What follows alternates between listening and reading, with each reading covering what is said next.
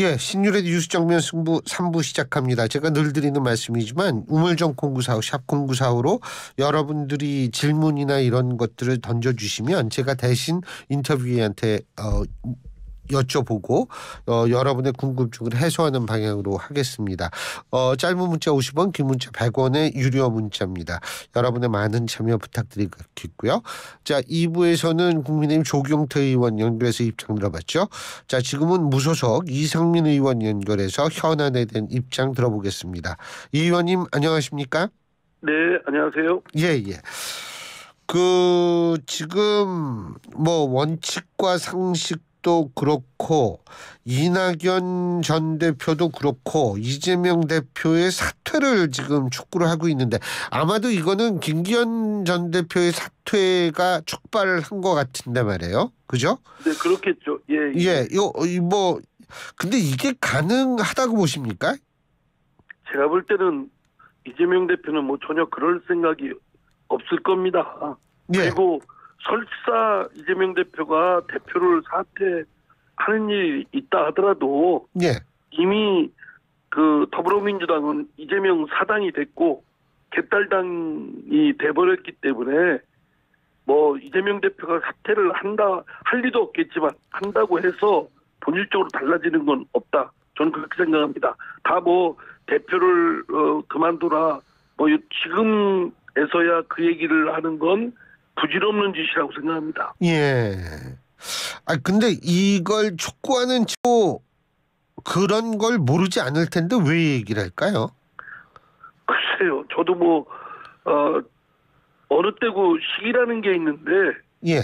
지금 이재명 대표가 대표직을 사퇴하고 통합 비대위를 하자 그러면은 지금 더불어민주당은 개파들이 여러 개가 있는데 이재명 개파만 독주하기 때문에 그건 잘못됐다. 이 정도 선이라면 그건 본질을 잘못 본 거죠. 예. 지금 더불어민주당은 완전히 이재명 사당이 됐고 방패 정당이 돼버렸고 예. 거기에는 개딸당들이 완전히 정치 문화나 이런 것들을 망가뜨려드리고 일반 폭력적인 그런 행사들을 하고 있는 것이 더불어민주당의 본질적인 결함이기 때문에 예. 그거를 직접 그 문제를 다루지 않고 그냥 이재명 대표 이제 와서 대표를 사퇴하고 통합비대위를 하면 그러면 그게 치유가 되고 결함이 없어질까요?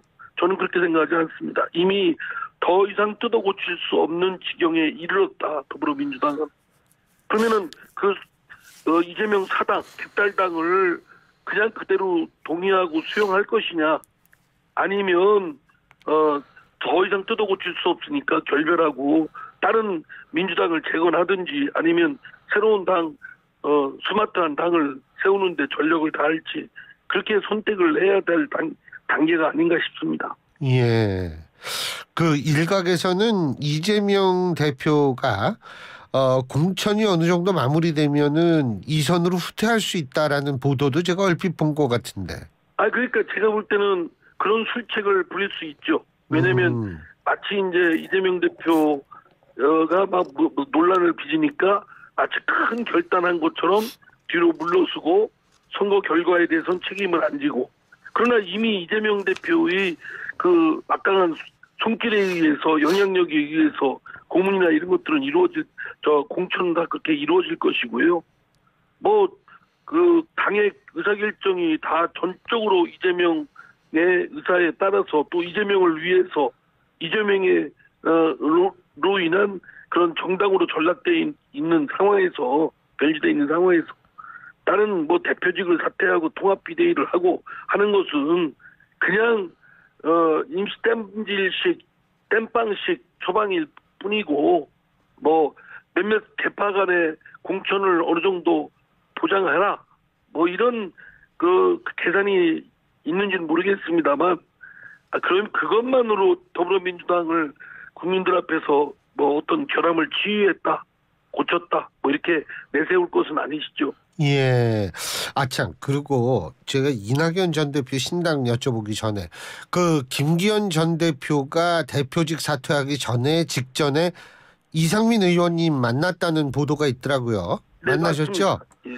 그날 전화가 오전 한 10시쯤 전화 와서 12시에 만났습니다. 식사를 같이 하셨군요.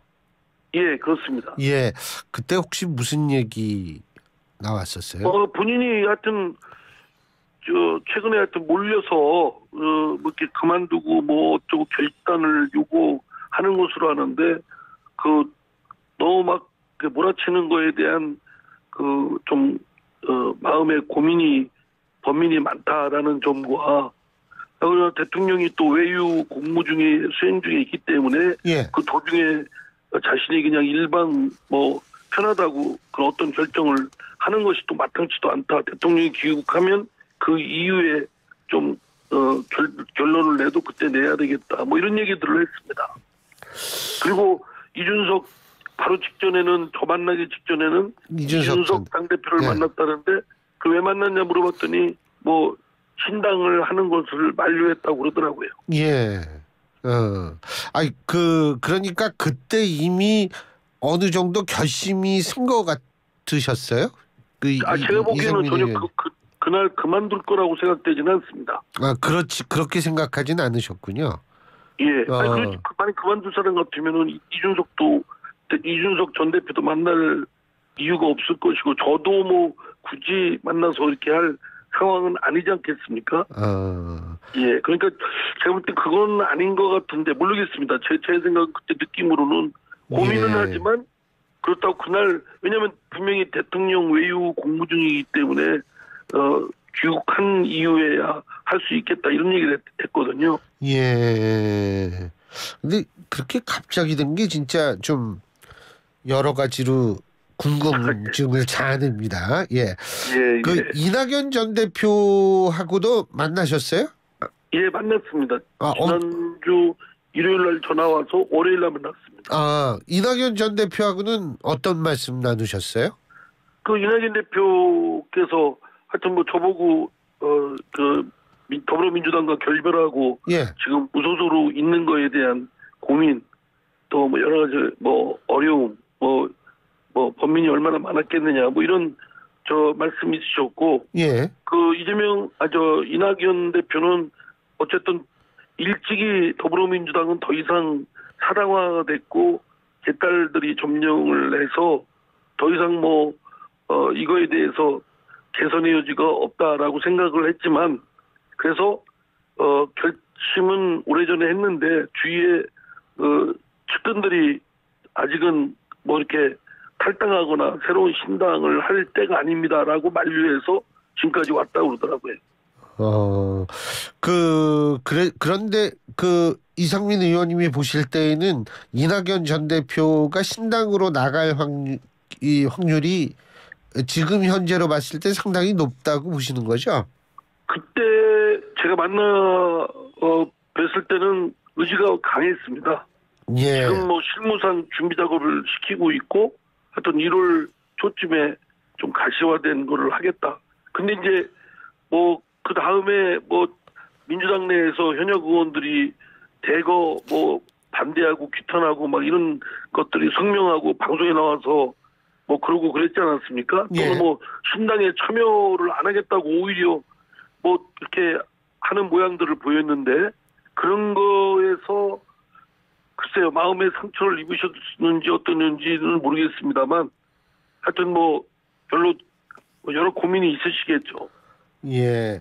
근데 고민은 있지만 어쨌든 상당할 확률은 높다 이렇게 보시는 거죠. 아니 그렇죠? 오히려 지금 민주당에 있는 의원들이 이낙연 대표 보고 신당 만들라고 압박을 하는 거 아니에요? 말하자면 말하는 거 보면 저 대표까지 하고 총리까지 하고 우선 국회의원 한 사람이 나가서 또 신당한다는 게 말이 되냐 말하면서 어쩌면 조롱하고 압박하고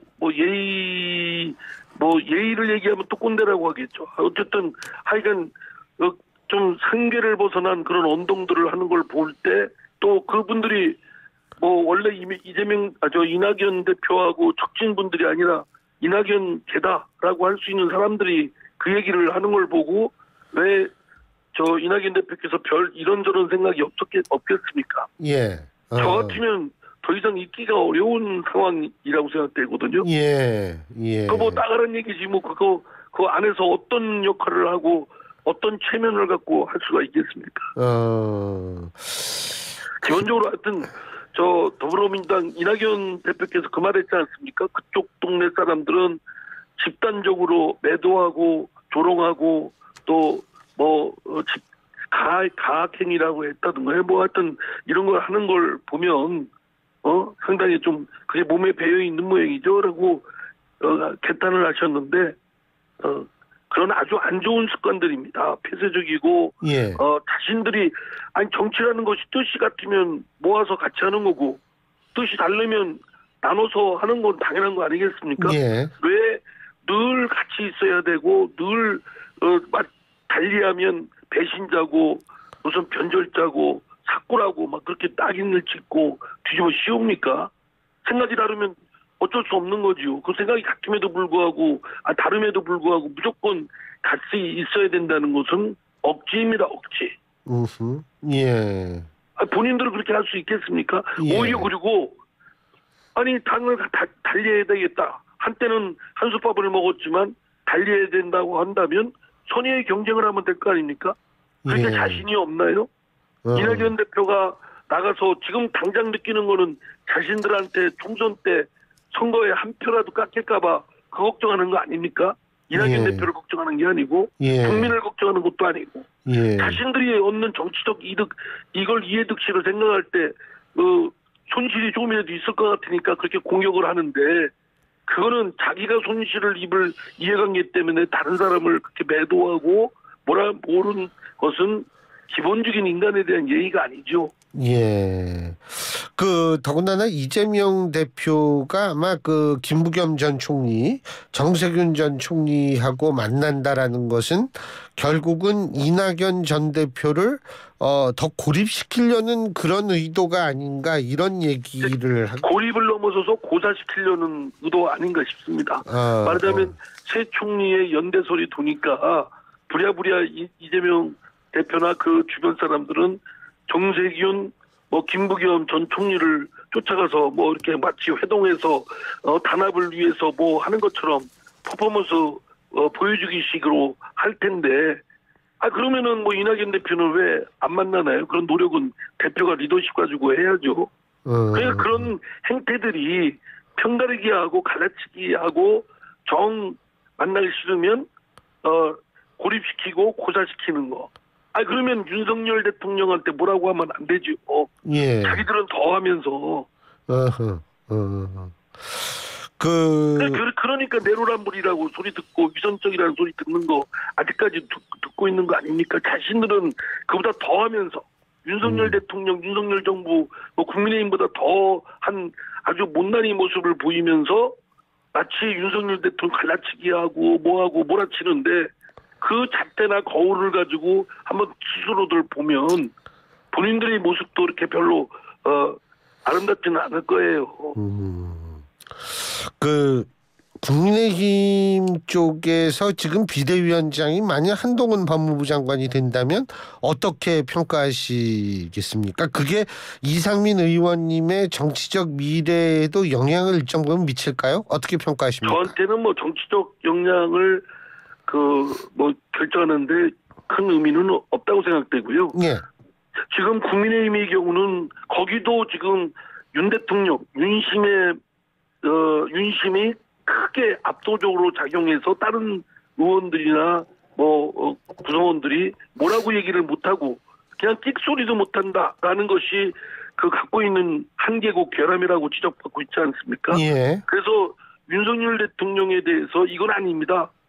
민심에 부합해서 민심이 원하는 걸 하려면 이렇게 해야 됩니다.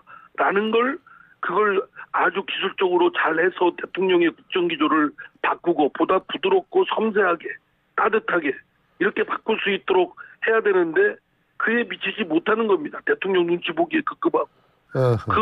그런데 어떤 인물이 와서 비대위원장을 한다 한들 그 한계를 벗어나기는 쉽지 않을 거라고 봅니다. 한동훈 장관이 했든 또 다른 인물들이 하셨든 큰 차이는 없다고 생각되거든요.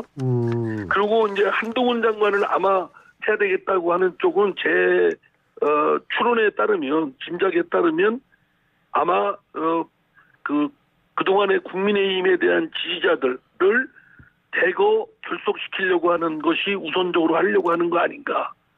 지금 윤석열 정부나 또 예. 국민의힘의 어떤 국정난조로 인해서 그동안 작년 그 대선 때 지지자들도 많이 산해되어 있지 않습니까? 예. 그거를 결속력 있게 모으려고 하는 것으로 한동훈 장관을 내세우는 거 아닌가 그런 생각이 듭니다. 근데 예. 그럴 효과가 그런 정도의 아주 능란한 정치력을 발휘할 수 있을지 없을지는 그 한동훈 장관을 비롯해서 국민의힘이 굉장한 리스크를 안고 결정을 하게 되겠죠. 예. 예, 잘 알겠습니다. 오늘 말씀 여기까지 듣겠습니다. 고맙습니다. 네, 감사합니다. 예, 지금까지 무소속 이상민 의원이었습니다.